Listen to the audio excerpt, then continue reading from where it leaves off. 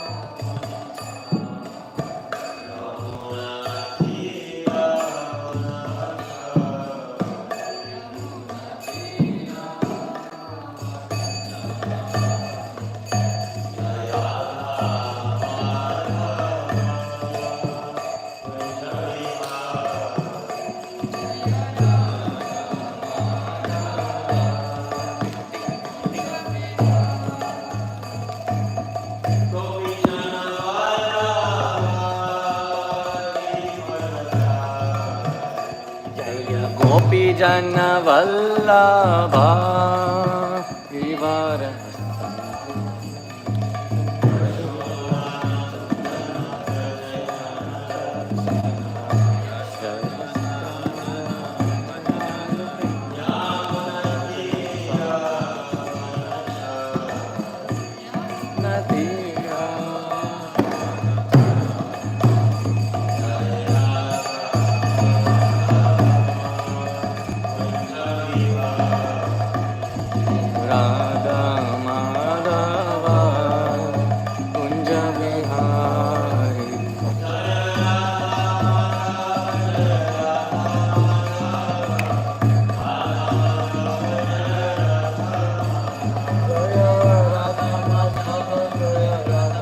माधव जय राधा माधव जय राधा माधव।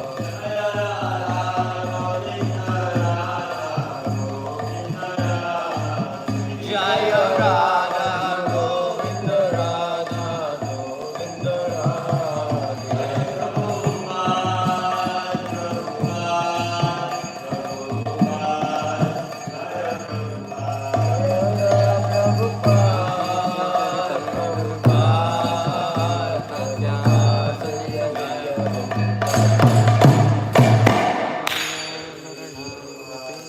जय जय जय जगन्नाथ।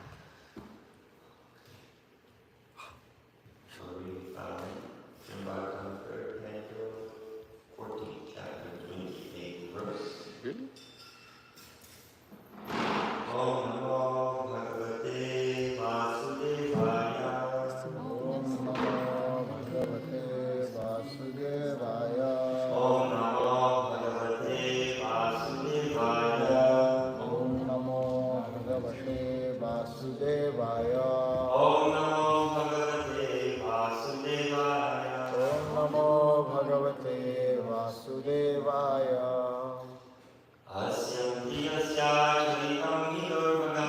हसन्ति यस्या चरितं हि दुर्भगाः।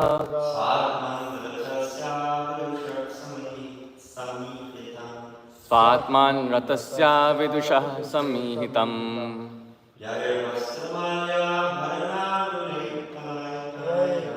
यद्वस्त्रमाल्याभरणानुलेपनैः स्वभोजनं स्वात्मतयोपलालितम्। हसन्ति यस्या चरितं हि दुर्भगाः। स्वात्मन् रतस्य विदुषः समीहितम्।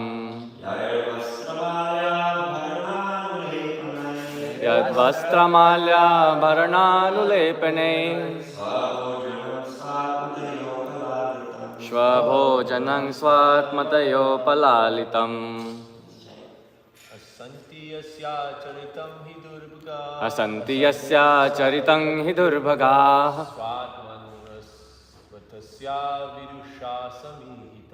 स्वात्मन् रतस्या विदुषः समीहितम् यैर्वस्त्रमाल्याभरणानुलेपनैः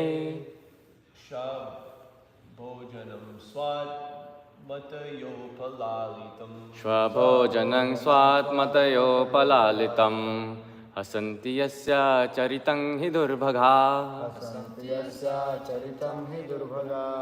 स्वात्मन् रतस्या विदुषः समीहितम् यैर्वस्त्रमाल्याभरणानुलेपनैः स्वभोजनं स्वात्मतयोपलालितम्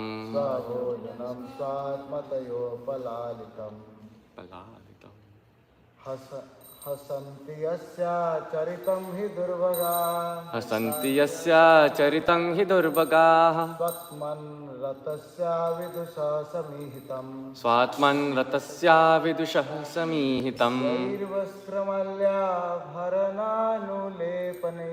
यैर्वस्त्रमाल्याभरणानुलेपनैः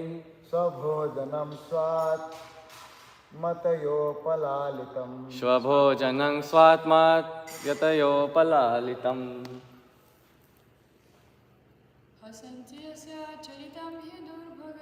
हसन्ति यस्या चरितं हि दुर्भगाः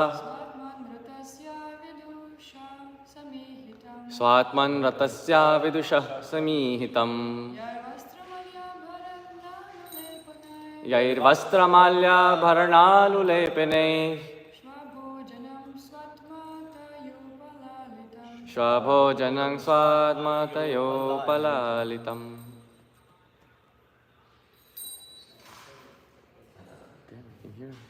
Speak here and there.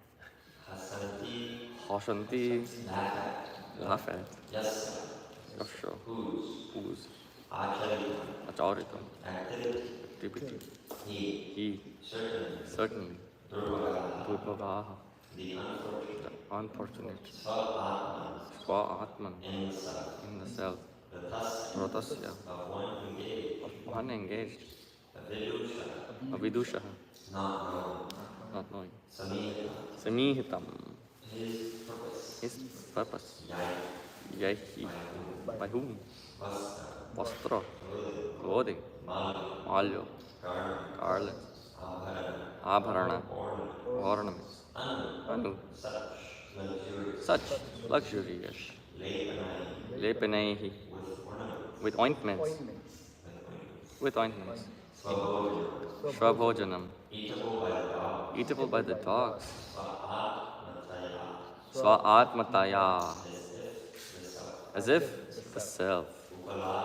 Upalalitam. Fondled. Period. Unfortunate foolish persons, not knowing that he is engaged in his own self, laugh at him. Such foolish persons engaged in maintaining a body which is eatable by dogs, with dresses, ornaments, garlands, and paintings. Purport. Lord Shiva never accepts any luxurious dress, garland, ornament, or ointment, but those who are addicted to the decoration of the body, which is finally eatable by dogs, very luxuriously maintain it as themselves.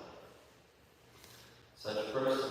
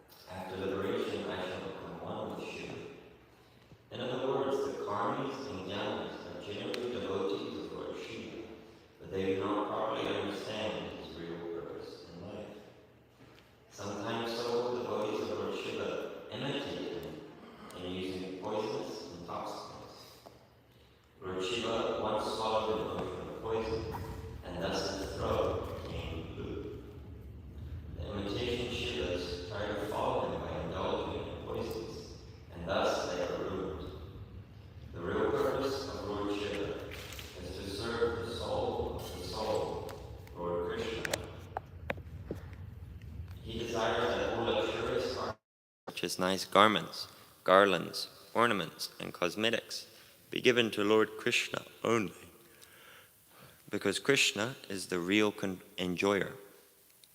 He refuses to accept such luxurious items himself, because they are only meant for Krishna.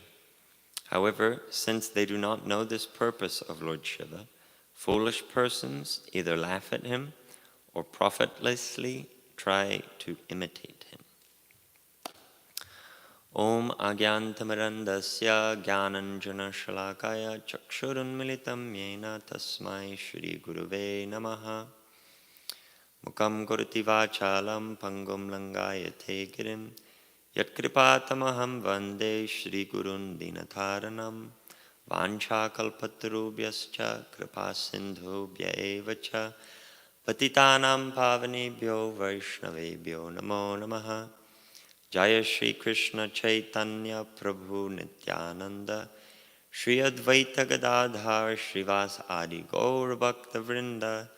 Hare Krishna Krishna Krishna Hare Hare Hare Rama Rama Rama Hare Hare. So, this chapter deals a lot with Lord Shiva, who of course is one of the greatest devotees of Lord Krishna. So I'm going to try and intertwine some interesting things that I found about Lord Shiva, particularly into the class. So some of us, particularly who didn't grow up in India and are more familiar with him, we can learn a little more details about Shiva. But first thing that I thought of in this verse was, after reading it, it's particularly in like the middle of the purport, Prabhupada is saying of the two kinds of worshippers of Shiva, two kinds of devotees. One's the gross materialist, seeking only bodily comforts, and the other desires to become one with him. So it's interesting, Prabhupada always is so on point to weed out any mayavad or any impersonalism that might be present, even though it may seem very insignificant. Or actually, that's one thing sometimes people criticize Prabhupada for, is that when Mayavadis read like his Bhagavad Gita or Bhagavatam or things like that, and nothing, Krishna is not even in there. There's no mention of Krishna. And why are you saying Krishna this, Krishna that, all these things, Krishna, Krishna, Krishna. There's no Krishna in there. So, and Prabhupada would say, one time this was brought up to him, and Prabhupada said, yes, that he has understood. So that's his mission, is to destroy this Mayavad, or battle it, and establish the personalist or mission of Lord Chaitanya in the material world. So, I just thought that was quite interesting, that immediately he strikes it out. And when you think about it, it's quite fascinating that our acharyas in the commentaries on Bhagavatam, Bhagavad Gita, and many of our Vedanta literatures, that they put so much effort and so much energy into combating Mayavad philosophy and refuting it or clarifying some points which are made, like statements like Tat Tvamasi, and giving a personalist conception of it rather than just allowing it to become property of Mayavad. So it's interesting, I was listening to the seminar by Radhika Raman Prabhu that he gave in ISV on Mayavad philosophy, and he was explaining this, that why do our acharyas put so much effort and so much energy into refuting Mayavad, refuting impersonalist conception. And he explained that because actually it's very powerful. Sometimes we underestimate it and we think it's just like, laughable, like, ahaha, Mayavad can become one with Krishna and, merge, and this is just so silly. But actually we have to be quite careful because it's Maya's most powerful weapon. It's the material energy's most powerful weapon. It's said to be the last snare of Maya. So you leave your most powerful weapon for the last. You don't, your first thing, you don't just use the bazooka. So Maya Devi, she uses, lust, anger, greed, illusion, envy, madness, false ego, all these things. These are like for the, I don't know, for the chump change, that doesn't make sense, but they're for the, easy people, the persons who will be easily bewildered. But when one crosses beyond these, then the last weapon she has is this idea, let me become God, let me merge into Krishna, let me become one with Krishna. And for the conditioned soul, that's very attractive. It's like, wow, yeah, I've undergone all these difficulties, all these, I've overcome all these things, so now finally let me become God. Let me, become the one with the water inside the pot and outside the pot. It's even just hearing the Mayavad philosophy in the seminar was like enough to make your heart like, it's very gross for a personalist, for someone who wants to serve Krishna. Just hearing the Mayavad philosophy, even in a way to learn it so you can try and defeat it, it's extremely distasteful. It's like destroys any possibility of service to God. You become God, you become one with God. So,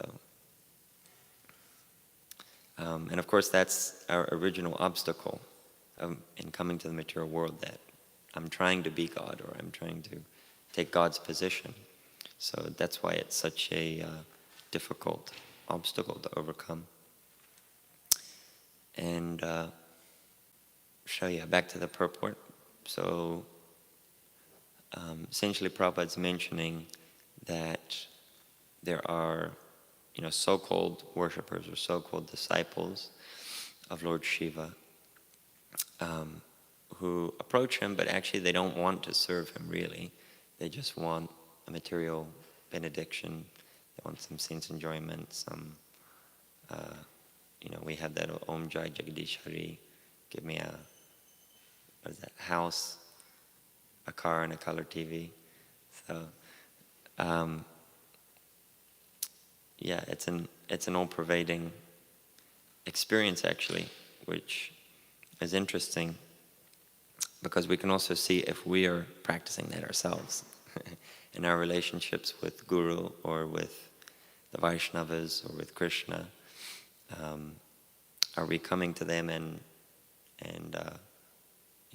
oh Prabhu, you're so great, you're so amazing, and can I have your last piece of burfi or whatever? So this is actually the function of Guru, which Gaura Govinda Swami talks about very frequently, that he offers two things. Of course, Guru can offer the blessings for bhakti, the blessings to advance in devotional service, but he also offers vancha, or cheating. It's actually interesting. Trivida Prabhu always points out this, he's very kind of fanatical about it, that it's not vancha kalpatarubhyascha, kripa sindhubhyevacha. It's vancha. Vancha means desire. Vancha means cheating. So, vancha, yeah, exactly. So he's, saying, I offer my respectful obeisances to the cheating trees of who are the devotees of the Lord. It doesn't make sense.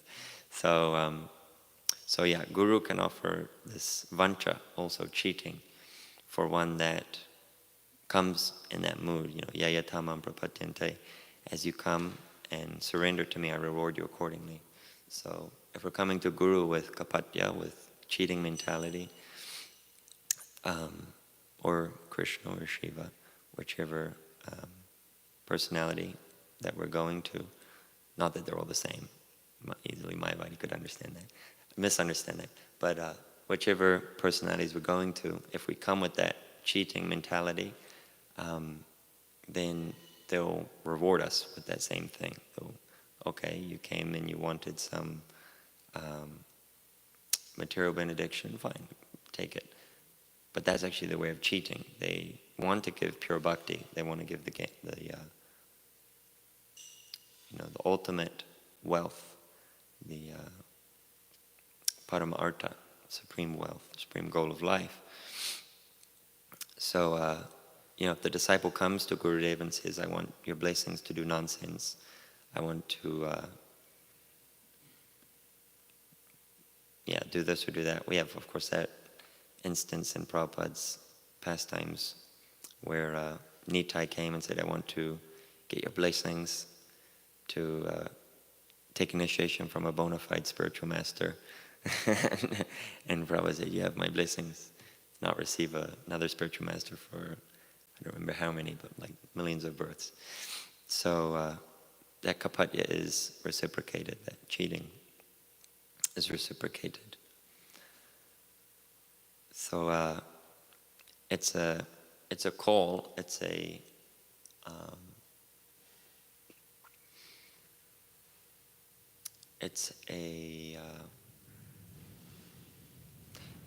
an important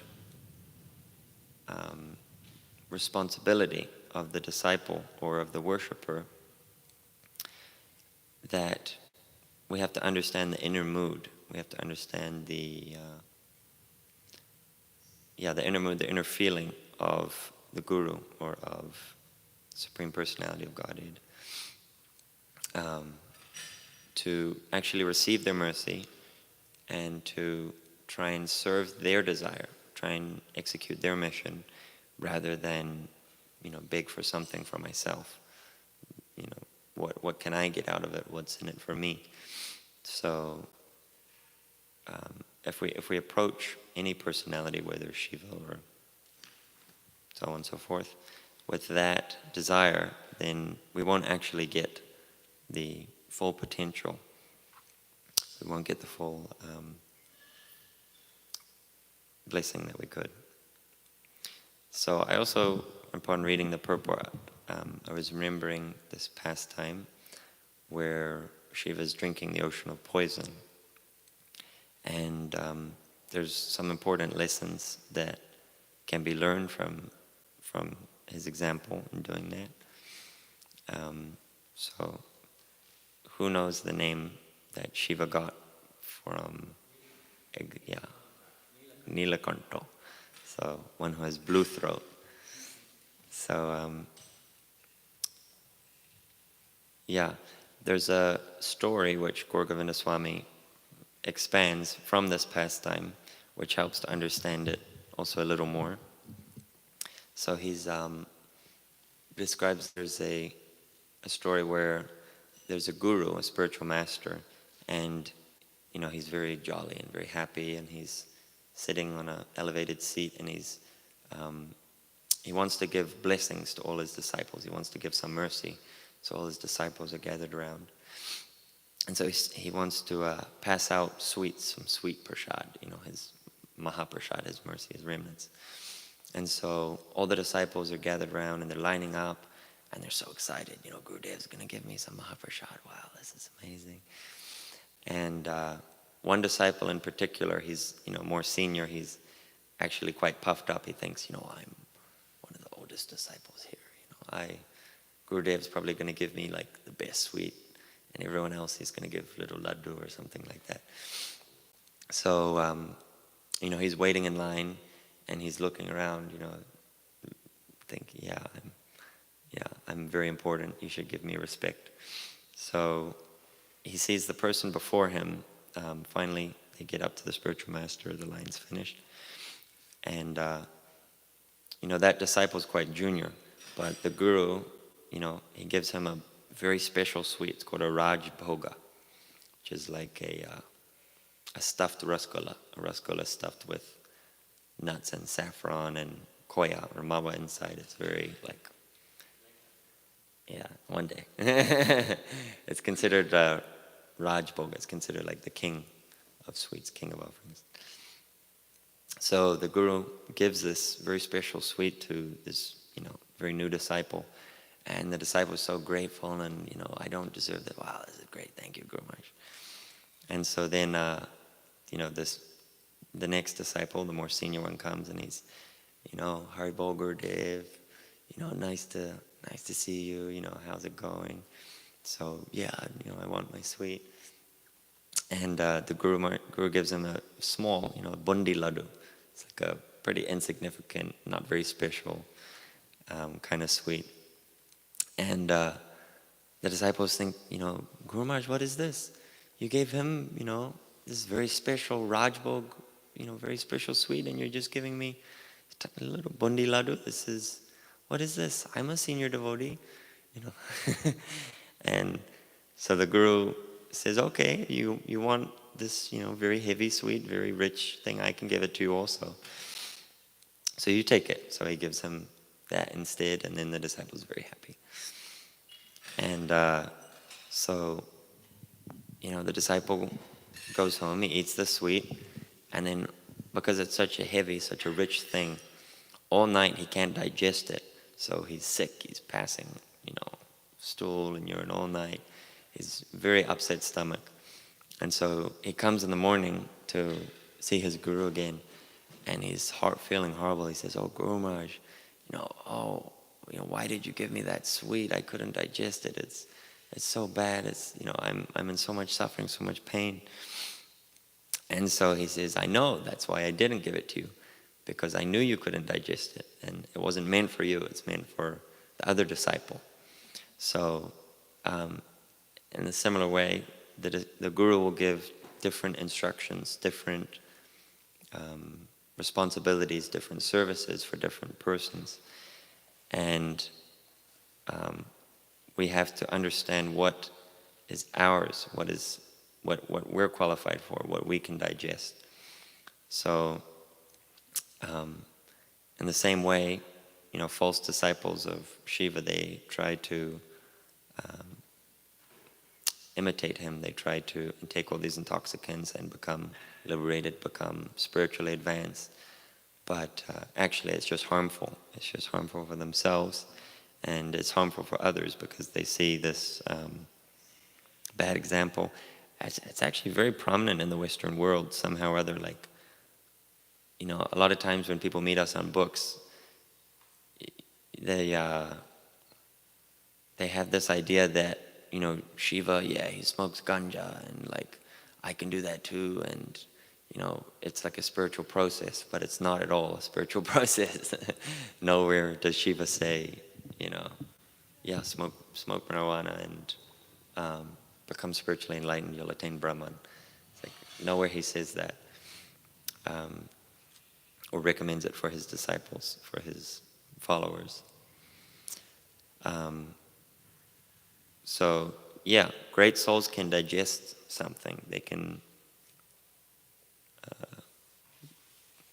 can cope with things that we can't. They can process it.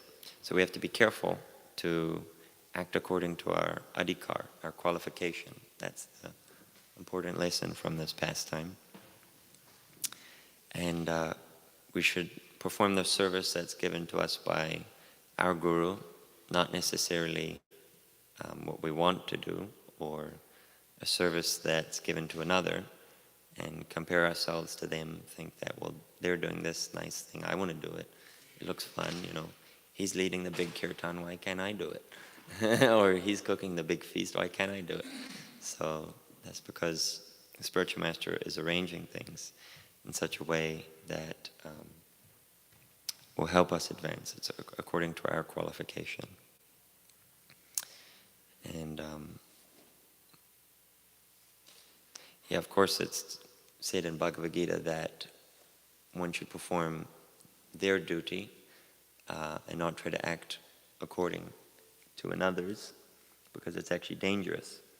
It would lead to,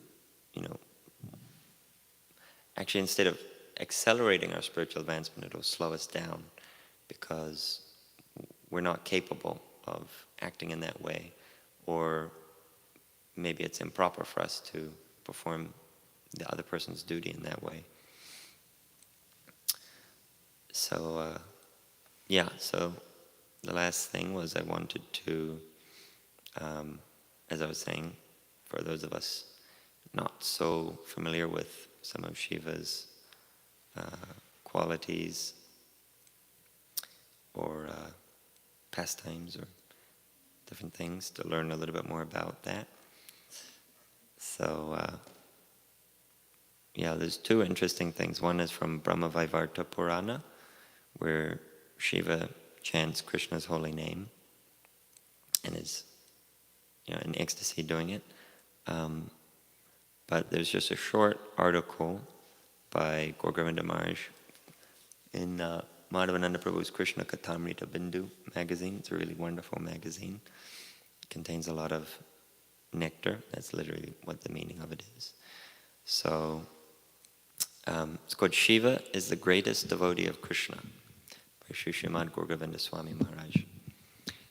So, after being amply harassed by Lord Vishnu's potency in the form of Mohini Murti, Lord Shiva resumed his normal, unagitated condition.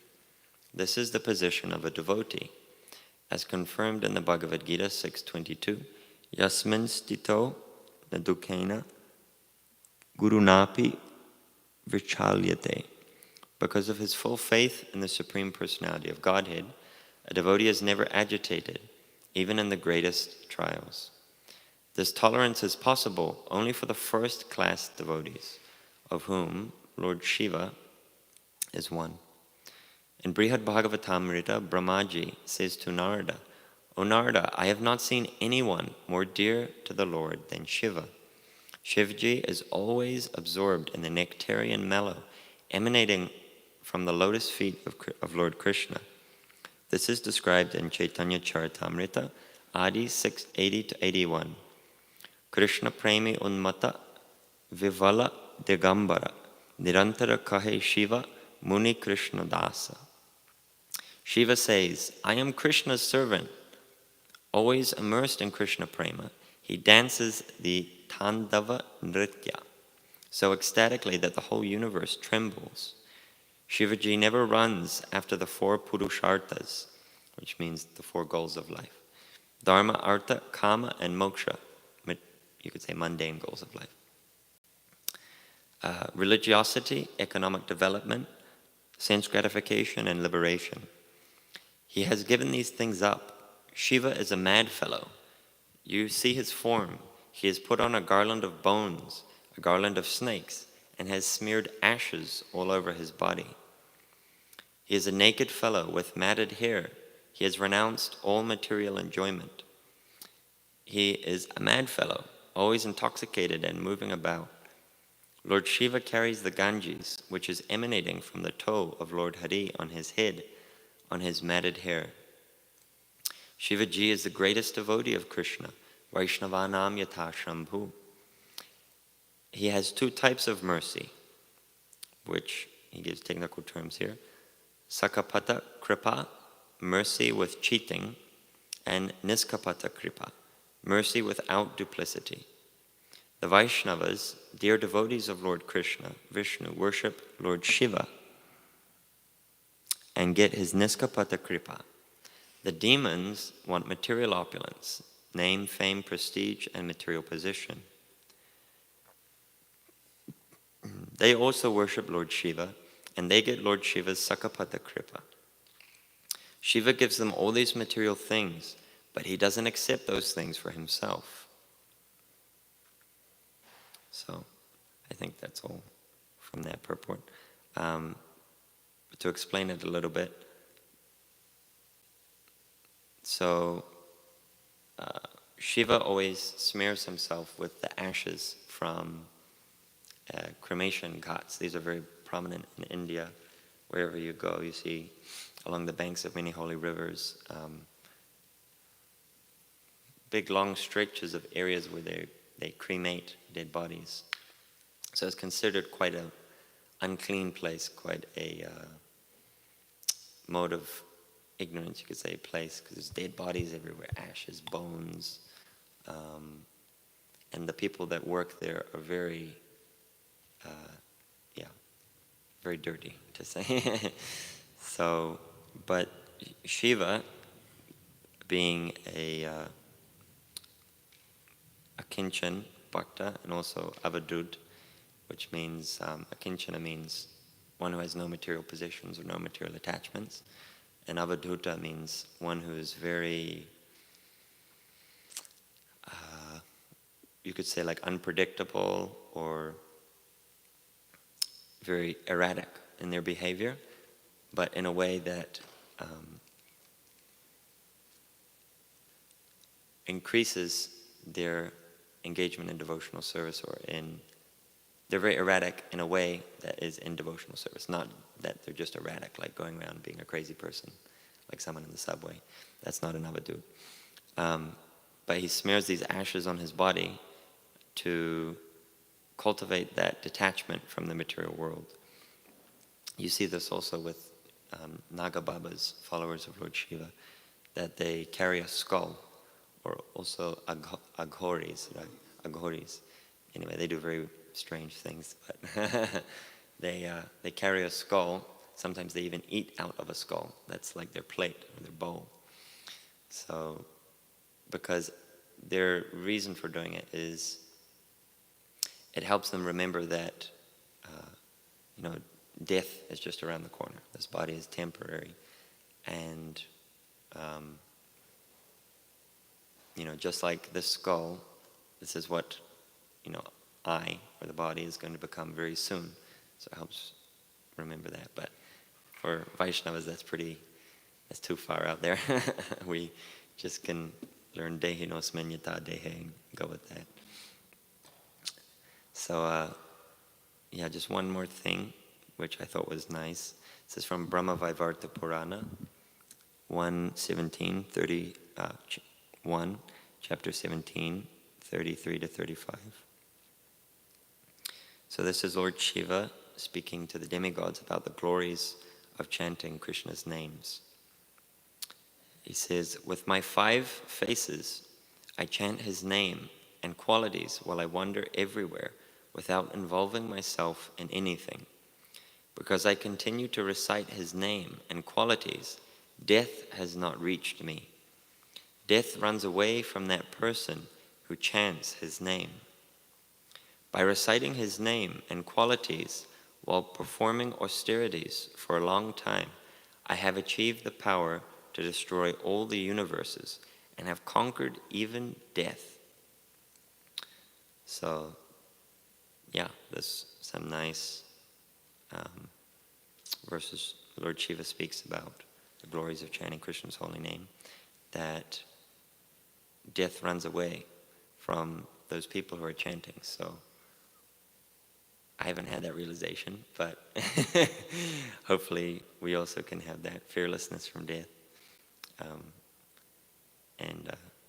conquering over cycle of birth and death. So are there any questions or comments? Any points of clarification anyone would like to make? Hare Krishna Prabhuji. Thank you for the class.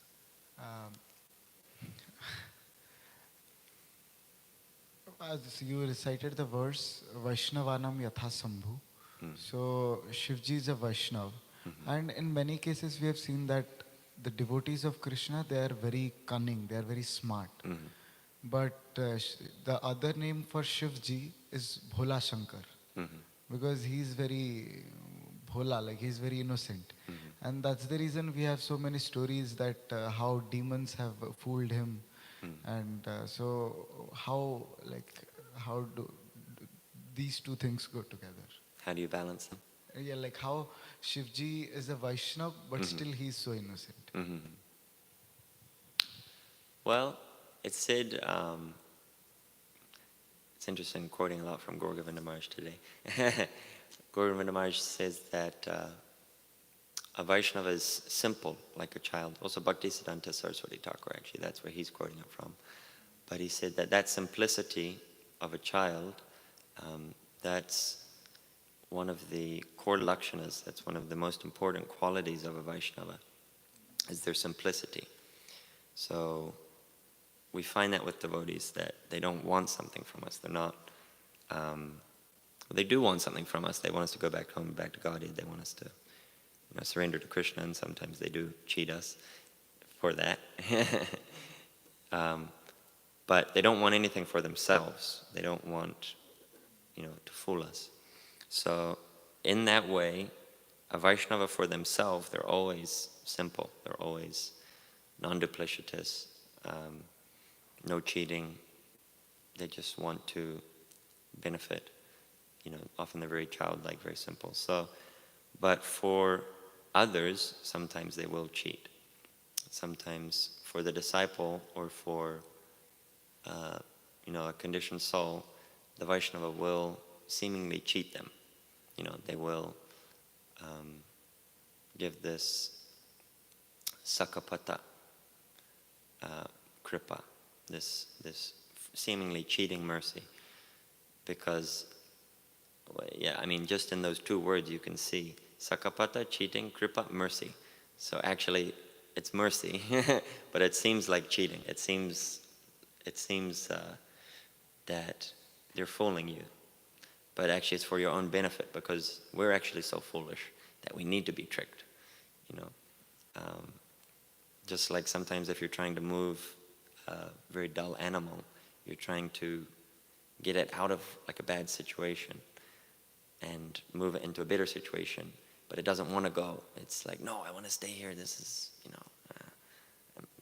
I'm happy here. Don't, why are you trying to move me? So sometimes the, animal handler, they need to use a stick or something, or, push the animal, move, get out of here. We're trying to do something good for you. So the Vaishnava for themselves, they're always simple, but for the benefit of others, Lord Shiva or any other Vaishnava, sometimes they'll use this cheating or this tricky kind of behavior. So listening to one lecture of Gaur Govind Maharaj, no loss, only gain, or something like this. And there also he's saying that simplicity is Vaishnavism. But for people like us who are practicing spirituality and also going out to the material world to work, so where should we draw a line between where should our simplicity should stop? Because then people will start taking advantage of us. Yeah. That's also always it seems like every single class devotees ask that question to my Guru Maharaj. So I've heard his answer a billion times now. But he says that essentially, of course, amongst devotees, that's a complicated thing also, because there's different grades of devotees. Very materialistic devotees, they're also there, and very pure devotees, they're also there, very simple-hearted. But before devotees like the Guru or the very sincere Vaishnavas, one should be completely simple, completely open-hearted, and innocent in that sense. But you have to be careful. Of course, you have to apply everything with a grain of salt. Amongst people who you can't fully reveal your heart, or you shouldn't fully reveal your heart, like dadati pratigranati, these apply to devotees, these four things. Actually they apply to any living entity, but particularly with devotees, we reveal our mind in confidence, inquire confidentially, but not with non-devotees. We don't do those things. So with persons that it'll be harmful for our devotional service, we have to be careful about this innocent, being innocent or being very simple, because, as you said, people will take advantage. So yeah, you have to use your intelligence. Like when devotees ask my Guru Maharaj, they always, if I go to work and, I just be an innocent person and very trusting and revealing my mind, learning from them, all those things, then I won't make any advancement. I won't become the next post in my job, or I won't get any pay raise, or all these things. They'll just think that I'm like a fool, and they'll take advantage of that. So, yeah, in those kind of circumstances, yeah, sometimes you do need to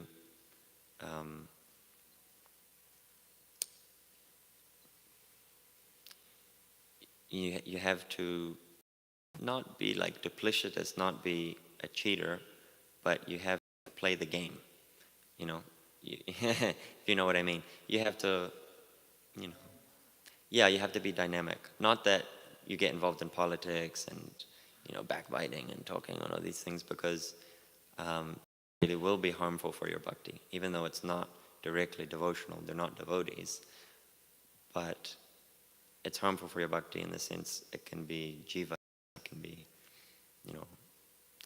harming another living entity, which eventually does lead to Vaishnava aparad. It does lead to offenses or harming devotees.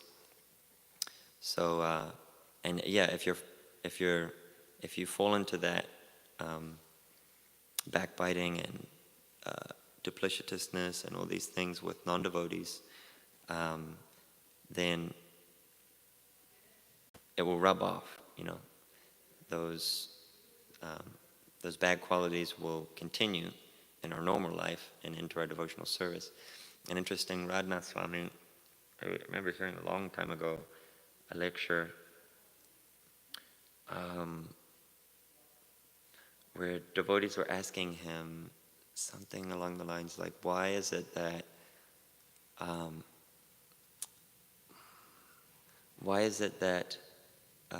sometimes something to do with like book distributors or book distribution, like in the 80s and things, they would really get on people's cases about taking books and like money, and it would like very, very, very, very strongly upset some people, and they got a very bad taste, for the rest of their life. Whenever they met devotees, they'd be like, what are these people? So,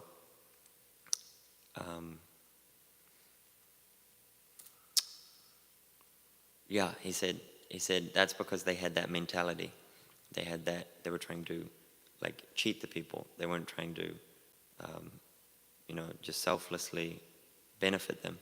But then the problem that came was then the devotees who were applying these techniques on the street to collect Lakshmi and things like that, then they would come back into the Vaishnava community and they would apply the same techniques to, to bully the devotees or to cheat the devotees or try and manipulate them, because when you're distributing books, you can mentally manipulate people if you're experienced enough.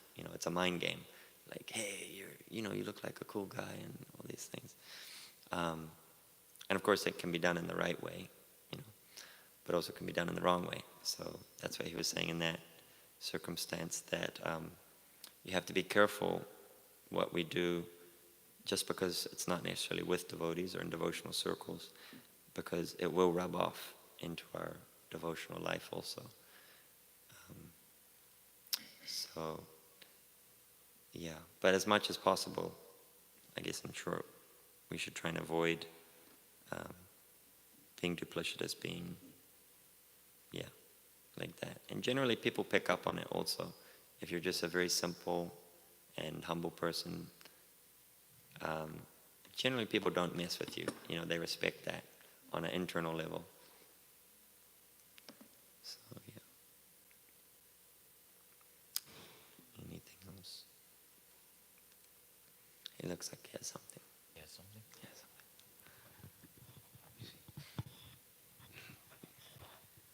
Let's hear from Chaitanya. Any thoughts? Just following up on your answer, basically you given this idea how we act with devotees and non-devotees, right? Like right. karmis, let's say. But what I've noticed that, well, from my own experience, when I just came to Krishna consciousness, I really thought that all devotees are supposed to be my friends, and I really tried to make it, but it just didn't work in this way, and I couldn't understand what's wrong. And of course, I was thinking there's something wrong with me, but then senior devotees, they told me basically the same answer, that you have to just use your intelligence. And it was about like-minded devotees, because not everyone is like-minded Right. in right, karma right. world or with devotees also. And I was just thinking how to, like in devotional circle also we experience sometimes, well, people, I guess, not like-minded, but you still have to deal with them. And you don't want to be, I don't want to be like duplicious or something, Right. but it might look like this.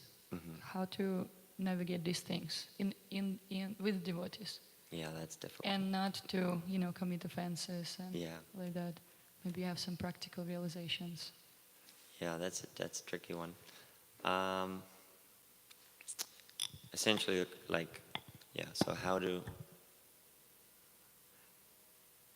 I mean, my Guru Maharaj gave, I think, two interesting answers that I remember from that, which I tried to apply at a certain situation, because I was like serving him at his ashram, and it's very intimate there. It's like just a few devotees, 3 to 5 devotees usually, and your guru. So, any little tension that comes up is immediately like everyone knows about it, because you can feel it.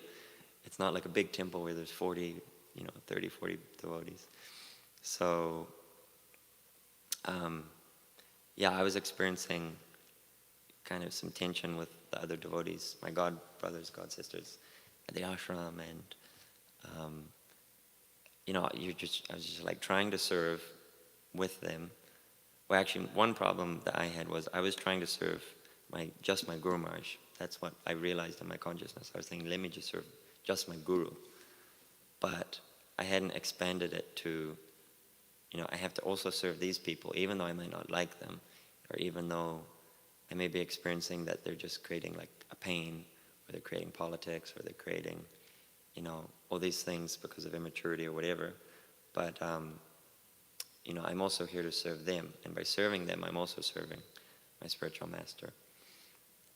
But of course, then also, something I realized that doesn't mean that I should or have to reveal my heart and reveal, deeper things to them, because, it's just like you just don't click. It's not that they're like bad devotees or you're a bad devotee or whatever, but you just don't. There's like different moods, So, yeah, and on that point, my Guru Maharaj gave a really cool answer. I don't know where it came from. If it was his answer, if he's quoting Prabhupada, or I don't remember, but we were at ISV, and one devotee asked the same question, that what do we do if we're practicing Krishna consciousness and there's these other devotees that just completely get under our skin, and you just can't. It's like, why do you eat like that, or why do you sleep like that, or why do you have to do your service like that, or whatever it is. Somehow or other, it just like gets under our skin, pushes all our buttons. So, he said, what do we do, Maharaj? And I thought the answer was really wonderful. He said that, well, ISKCON is like a boat, and Srila Prabhupada is like the captain of the boat. And, he's directing us, he's sailing us back to Godhead over the ocean of Maya, the ocean of nescience. And so all the devotees in ISKCON were like all the inmates of this boat. We're all on one boat, and we're all together. It's pretty close quarters. So naturally friction will come up, naturally tension will come up, things will come up. but that doesn't mean you should jump off the boat. You know, it doesn't mean you should jump overboard, because that's a much worse, solution. So he was saying that, yeah, while we're all on the boat together, where it's going back to Godhead, you just have to stay on the boat. And that doesn't mean that you'll like all the other people on the boat necessarily. You know, you might not like them, but if you just stay on the boat, then and tolerate, and tolerate doesn't necessarily mean you have to be like best buddies, but just tolerate, stay on the boat, and we'll reach the end goal, going back to God. So I think Madhji had one question. Whoever has. Mm-hmm.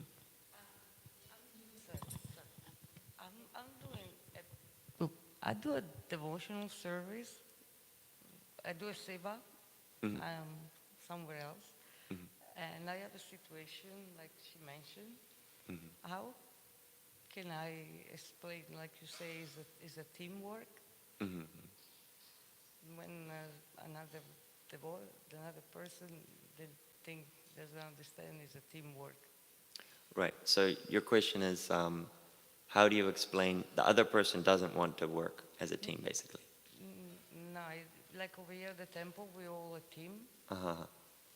And this person, he think is a competition. Oh, right. So how do you deal with that? Yeah. Yeah. Yes, I don't know how to, I don't know what to say. Yeah. I don't. Well, I mean, one thing is, that's a difficult thing with the ego. When ego starts getting into devotional service, it becomes very difficult. One thing is you can try and just, talk to them one-on-one. That's what I've experienced.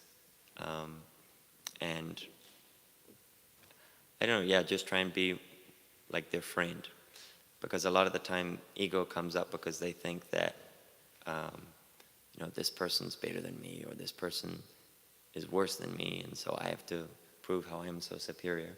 But if you become someone's friend and you become very, you show that you have only good intentions, then automatically they tend to drop that kind of guard. They just will try and come also on that friendly level.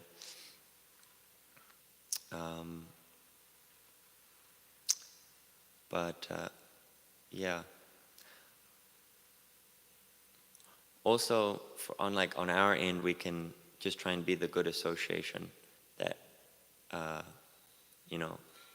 we do our service with no ego, do our service with, not no ego, because we're conditioned, so there will always be some ego. To be very humble. Yeah, be very humble, yeah. And that's why I say many Hare Krishna, because sometimes I'm a human being. Mm-hmm. Even if you can lose your little patience sometimes. Yeah. So, I guess that's the main thing we can do from our end, is just try and be the good example.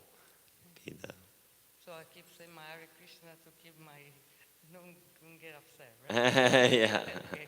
that's the main thing, yeah. Say Hare Krishna inside. Okay. Yeah. Thank you. Okay, I think we should end here and have breakfast prasadam. All glories to Srila Prabhupada, all glories to Srimad Bhagavatam.